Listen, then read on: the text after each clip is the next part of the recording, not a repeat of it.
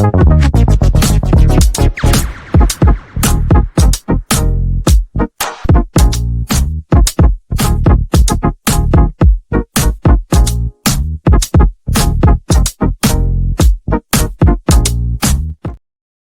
to put into words really what we witnessed last night. I really can't comprehend what we witnessed last night. I said against Arsenal at the end of the game that the Leicester City game could be the writings on the wall for Lopetegui, and I kind of feel like I was justified in saying that because Leicester City have genuinely not looked good this season, and I'll also say that Leicester City did not look good against West Ham last night and still beat West Ham 3-1. I don't think Leicester City looked good against West Ham, and I don't think West Ham looked good against Leicester City. Now, people will then come back to me and go, but hold on a second, Anton. Look at the stats. Look at the chances. But that's a prime example of the stats don't always speak the truth, because we had over 60% possession over Leicester City. We had a ridiculous amount of shots, and we had so many touches in the final third. But that stuff is you know, the mathematics behind how we got there doesn't add up. And we weren't thrilling in our performance. We weren't thrilling in our attack. We had no element of va-va-voom really about the game. And to be honest with you, I don't really know what our identity is. I don't know what our vision is. I've been saying it for so long.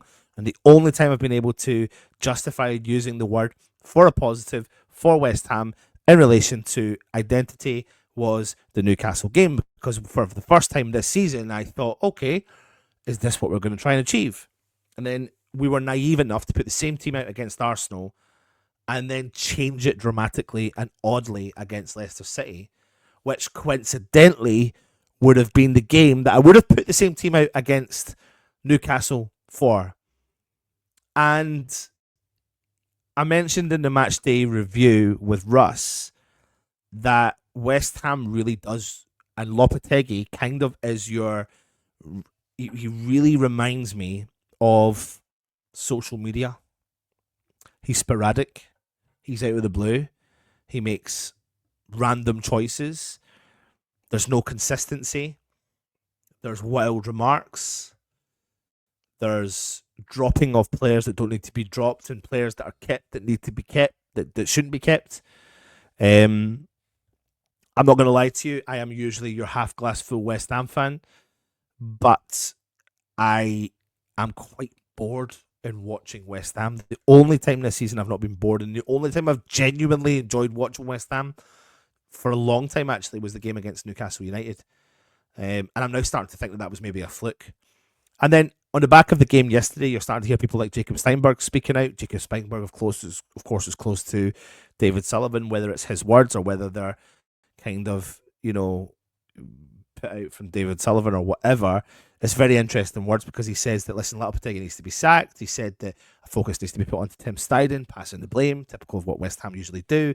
And then you see Julien Beleg, who we had on the channel, good friend of Lopetegui, coming out and saying West Ham dominated, had plenty of chances, and every goal they conceded, the high line exposed us. Feels like a hammer and head confidence of players. Leicester were super efficient in both boxes, but conceded plenty of chances. And it's really it's tough, man. It's tough. I don't know what to think, because I think after 14 games, are we justified to call for the manager's head, the head coach's head? I'm starting to think that we are. I'm starting to feel like maybe it is the right choice.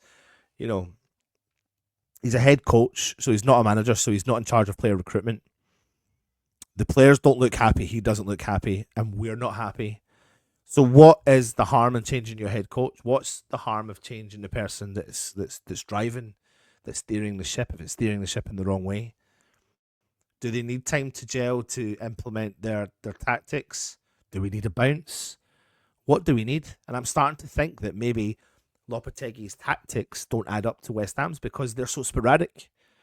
I think if we saw some form of consistency and we were still getting beat, then we would be calling for change on the field. But we're seeing change on the field, and we're seeing no different real results.